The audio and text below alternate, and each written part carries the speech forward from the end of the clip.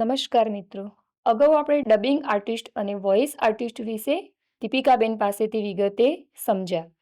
હવે આપણે તેની અંગ્રેજીમાં સાહિત્યના વિદ્વાન વિશે દીપિકાબેન માહિતી આપશે.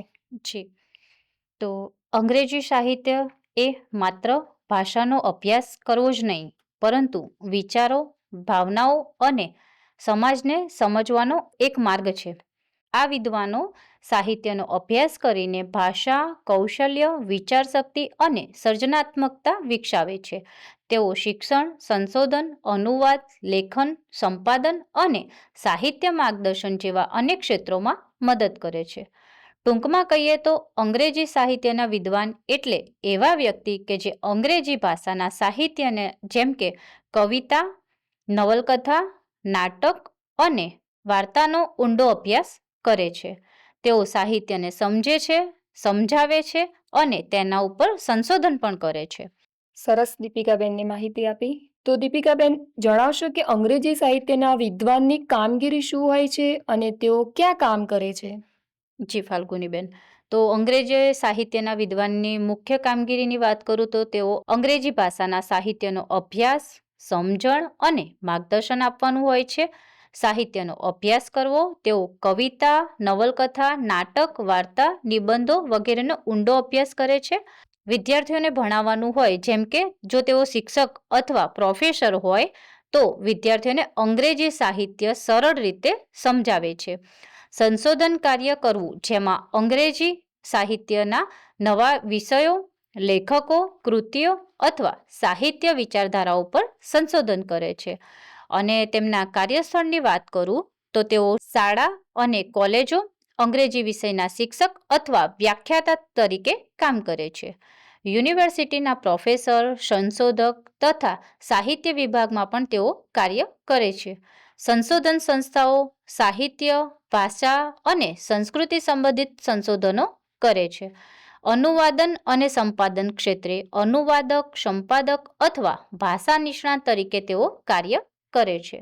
મીડિયા અને લેખન ક્ષેત્રે મેગેઝિન, અખબાર, વેબસાઇટ, બ્લોગ અથવા કન્ટેન્ટ લેખન ક્ષેત્રમાં પણ કામ કરે છે. જી બેન, અંગ્રેજી સાહિત્યના વિદ્વાન બનવા માટે જરૂરી વ્યક્તિગત ગુણો કેવા હોવા જોઈએ? હા, અંગ્રેજી સાહિત્યના વિદ્વાનના ગુણોની વાત કરું તો વાંચનનો શોખ, અંગ્રેજી ભાષા ઉપર સારી પકડ, ઊંડી વિચારશક્તિ, વિશ્લેષણ કરવાની ક્ષમતા, સર્જનાત્મકતા, સારી અભિવ્યક્તિની શક્તિ, ધીરજ અને સંશોધન પ્રત્યે રસ જેવા ગુણો હોવા જરૂરી છે. ખૂબ સરસ માહિતી આપી દીપિકાબેન. તો આગળ જણાવશો કે અંગ્રેજી સાહિત્યના વિદ્વાન બનવાની માટેની શૈક્ષણિક લાયકાત અને ભરતી પ્રક્રિયા શું હોઈ શકે છે? જી, શૈક્ષણિક લાયકાતની સૌપ્રથમ વાત કરું તો કોઈ પણ વિદ્યાશાખામાં ધોરણ 12 પૂર્ણ હોવું જરૂરી છે. સ્નાતક વિદ્યાર્થીઓએ BA ઇન ઇંગ્લિશ અથવા ઇંગ્લિશ લિટરેચર વિષય સાથે સ્નાતક અભ્યાસ કરવો જોઈએ. અને અનુસ્નાતકમાં આ ક્ષેત્રમાં વધુ ઊંડાણપૂર્વક જ્ઞાન મેળવવા માટે MA ઇન ઇંગ્લિશ અથવા ઇંગ્લિશ લિટરેચર કરવું લાભદાયક રહે છે. સંશોધન અભ્યાસ માટે જો કોઈ વ્યક્તિ પ્રોફેસર, સંશોધક અથવા ઉચ્ચ સ્તરના વિદ્વાન બનવા માંગતા હોય તો તે MPhil અથવા PhD ઇન ઇંગ્લિશ લિટરેચર પણ કરી શકે છે.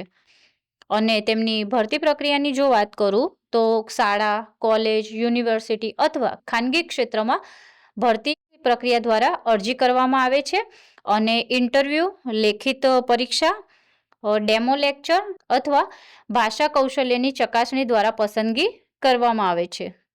જી બેન, અંગ્રેજી સાહિત્યના વિદ્વાન બનવા માટે શિષ્યવૃત્તિ કે યોજનાનો કોઈ લાભ મળી શકે છે? હા, રાષ્ટ્રીય પોર્ટલ સ્કોલરશિપ તથા લોન માટે PM વિદ્યાલક્ષ્મી પોર્ટલથી તમે શૈક્ષણિક લોન મેળવી શકો છો. અને મિત્રો, આ સંદર્ભે ક્યાં અભ્યાસ કરવાનો થઈ શકે છે, તેમાં સફળ થયેલા વ્યક્તિઓની સાફલ્ય ગાથા તથા કેરિયર કાર્ડની લિંક અને આ હોદ્દાની વધુ માહિતી આપ આ વિડીયોના ડિસ્ક્રિપ્શન બોક્સમાંથી મેળવી શકો છો. આશા છે કે આ માહિતી આપને ઉપયોગી થશે. ધન્યવાદ.